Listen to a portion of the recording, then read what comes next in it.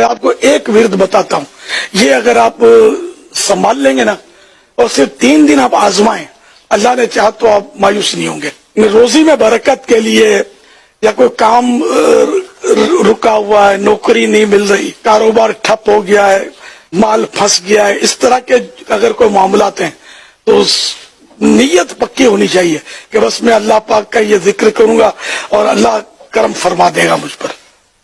یہ آپ کو ورد کرنا ہے 5 نمازوں میں، ہر نماز کے بعد لا الہ الا اللہ الملک الحق المبین 100 مرتبہ، 5 نمازوں کے بعد 100 مرتبہ پڑھنا ہے لا الہ الا اللہ الملک الحق المبین۔